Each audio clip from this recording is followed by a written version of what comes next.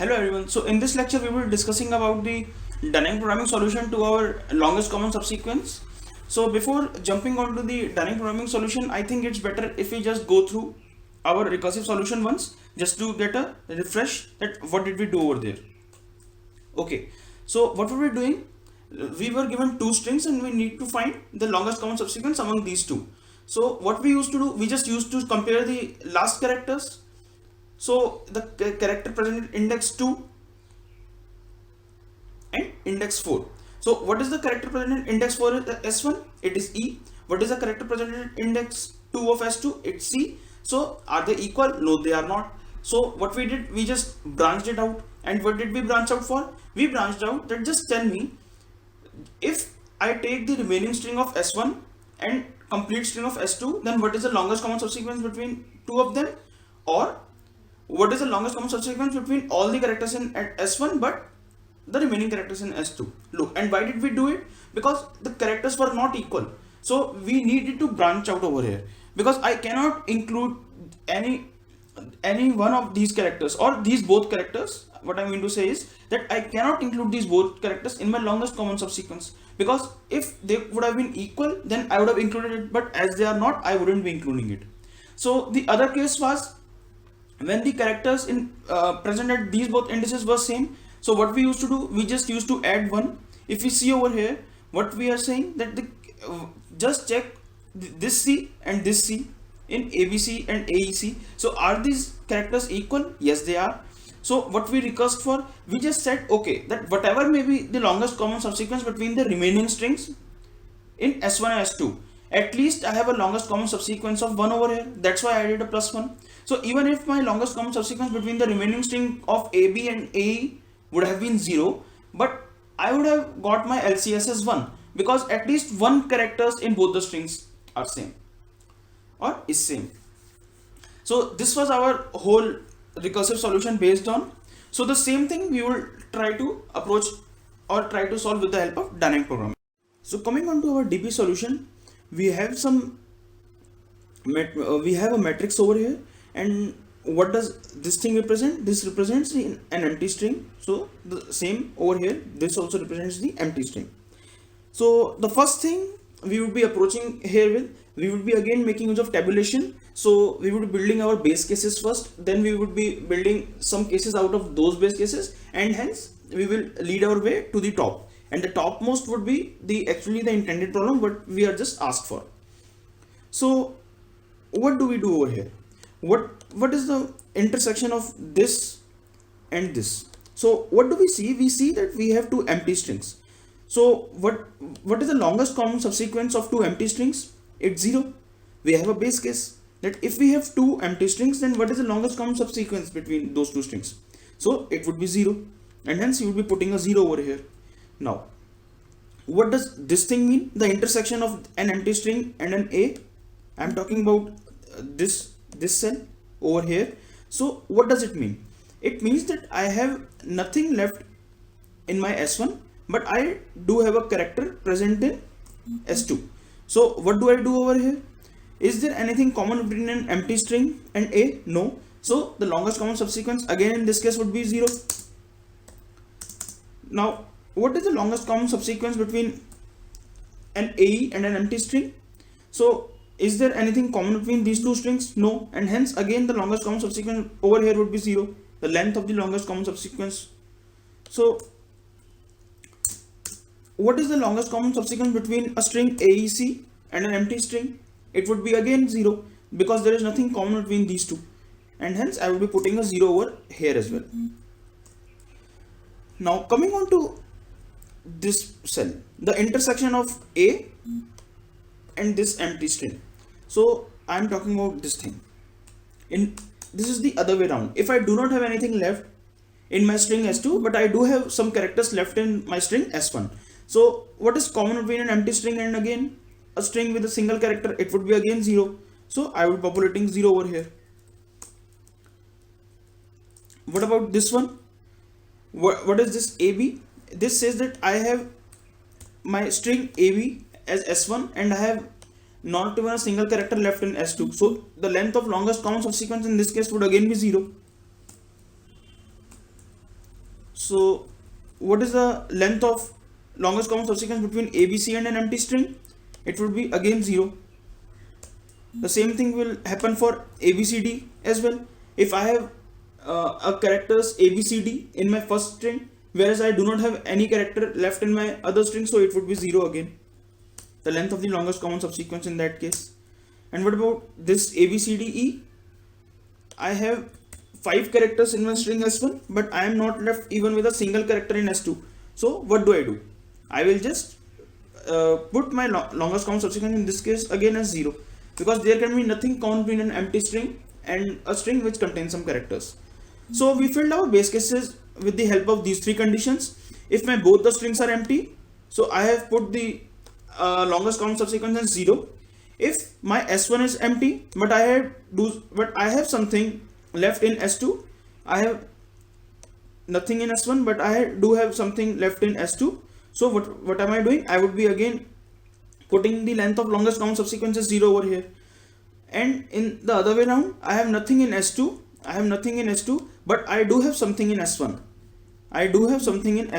So what am I doing? I am again filling my matrices as 0. And what does the 0 signify? That the length of longest common subsequence among these two strings would be 0. So now coming on to the code, how to fill these base cases.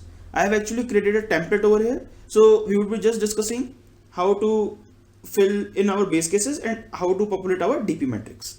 Now the first thing we see is that all my rows, I mean to say the first row and the first column, all the values in those rows and columns would be 0, or the length of the longest common subsequence would be 0. So if I just say that if I start filling my columns over here, then what would I be doing?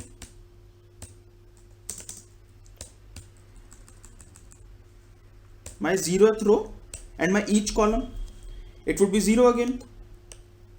I am talking about this thing. It's my 0th row, but each and every column is 0 over here. So what does this represent? This represents this base case that I have nothing in my S1, but I have something in my S2.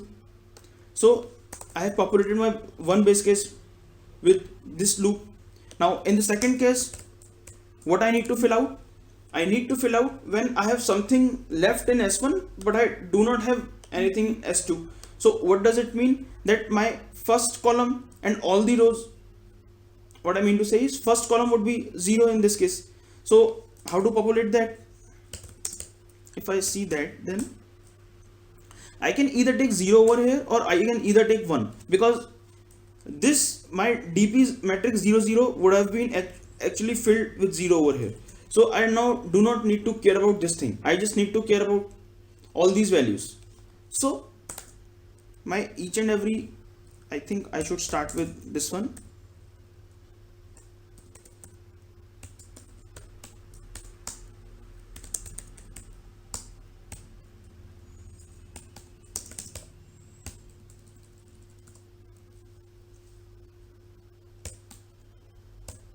My 0th column in all the rows, but in this case what would it be? I need to fill each and every column, so it would be calls over here. Yes, I'm sorry, I wrote rows over there. Now I have filled my base cases with these things. So what should I do? I think it would be better if we just see our matrix over here.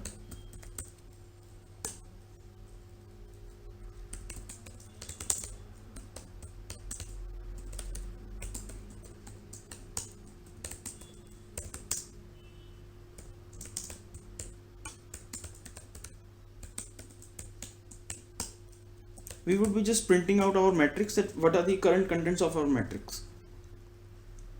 So my DP matrix IJ, and I would be putting in a gap between those two elements, and a new line after each and every row. So we should see that what have we filled it correctly or not.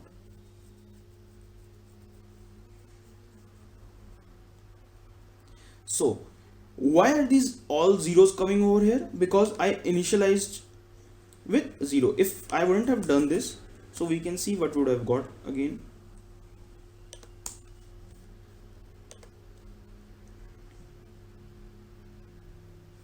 So at least my base cases I can see I have filled them to be 0. Just do not bother about all these garbage values because we didn't fill it out. All these values are actually the subproblems which we will be filling now, and we will be discussing it in a bit.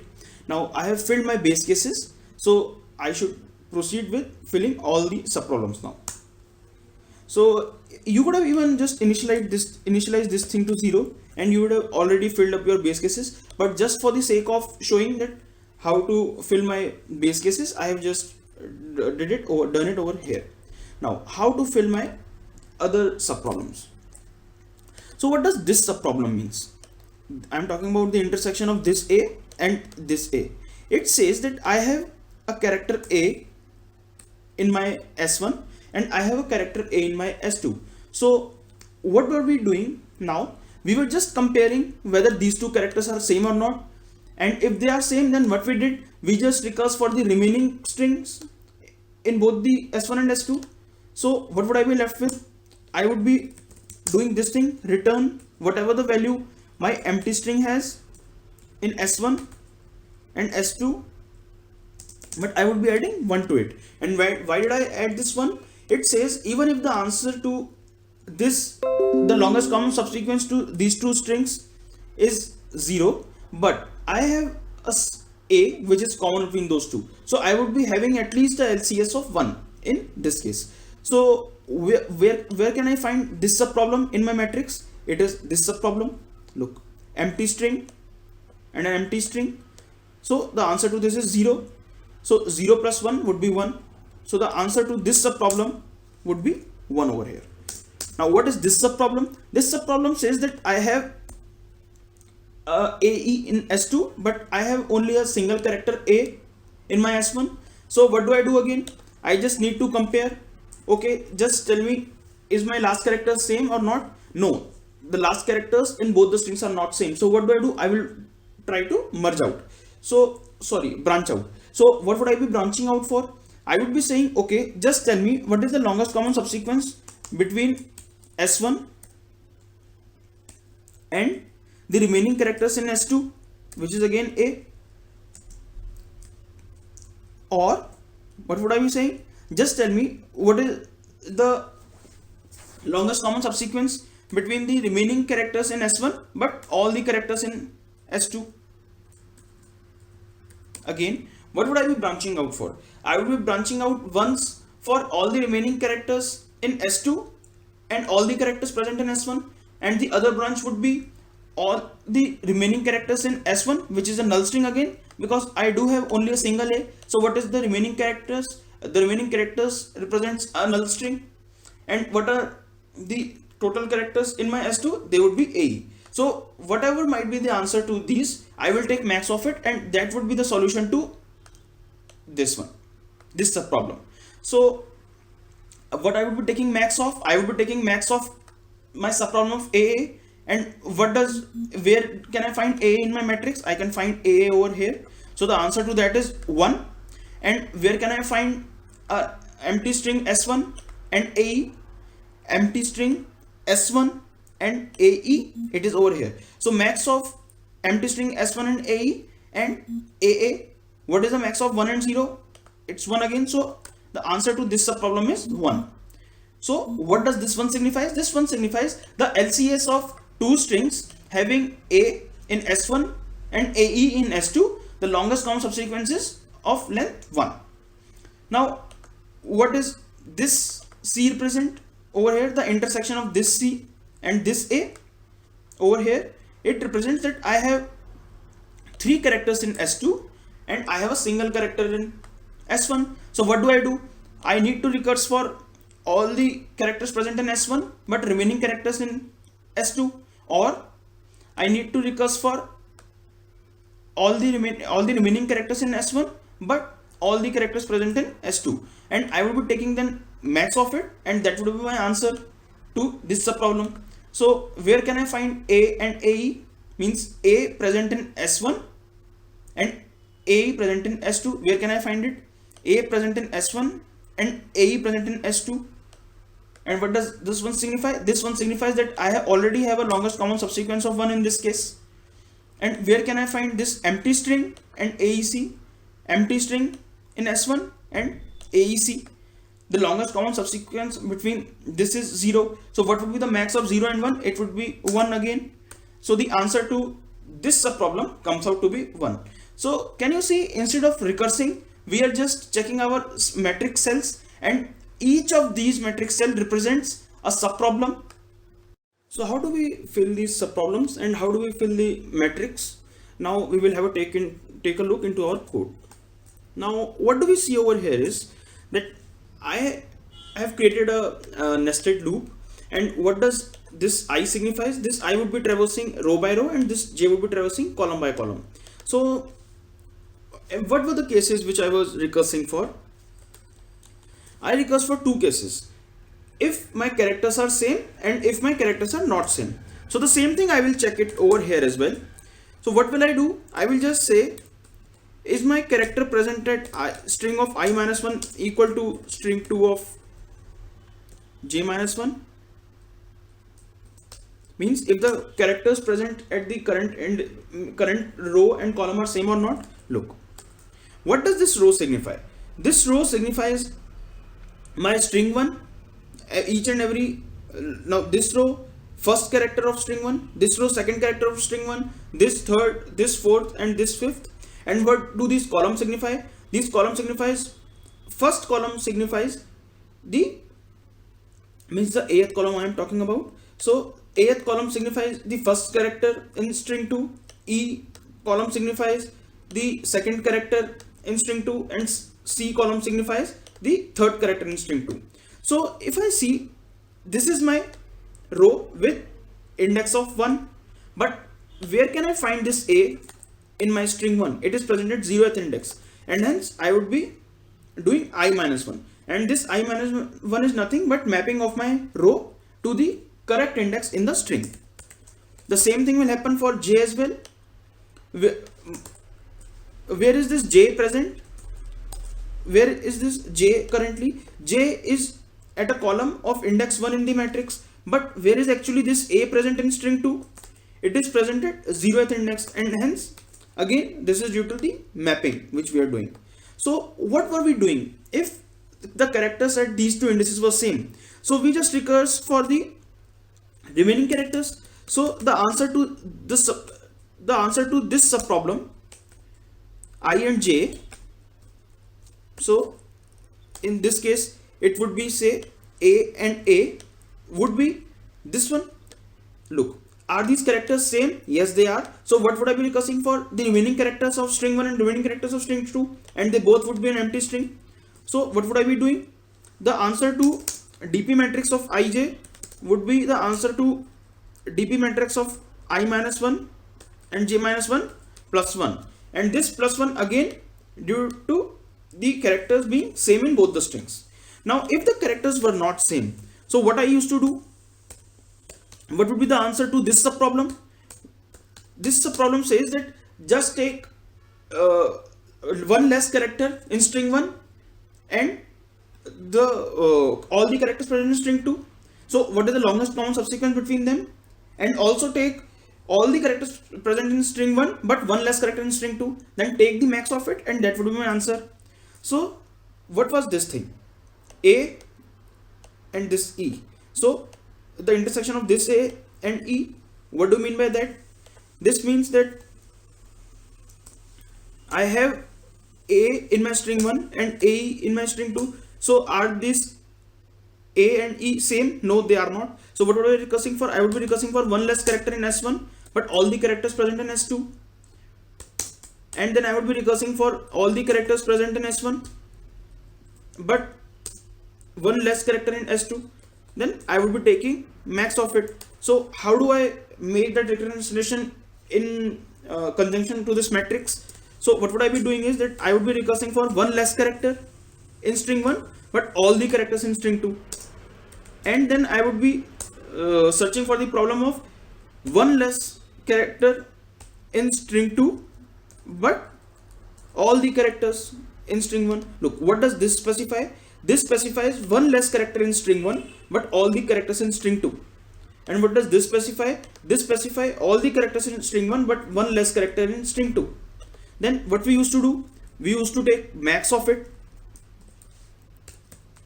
and that would be my answer to the current subproblem. I think if you just rewind the video and take a look at this mapping, then it would be far more better for you to understand what we are doing and how did we make this recurrence relation with the help of recursive solutions. So I think we are done with our population of our DP matrix. So it's better to take a look at what our DP matrix says now and what are its contents. So if we take a look at these contents, yes, what do we see over here? What does this 2 signify? This 2 signifies actually the solution to our intended problem. Look, what does this last matrix cell represents? This last matrix cell represents that what is the longest common subsequence between AEC and ABCDE, and that was our intended problem. So what is the longest common subsequence of AEC and ABCDE? It's 2, and hence our answer is 2. So this is the way how to populate our DP matrix, and this is the way how we created our tabulation or bottom-up solution from the recursive calls. So I think it would be better for you to understand if you just rewind the video once and just check how did we create our recurrence relation. So in the next lecture we will be discussing about the another problem. Till then, thank you.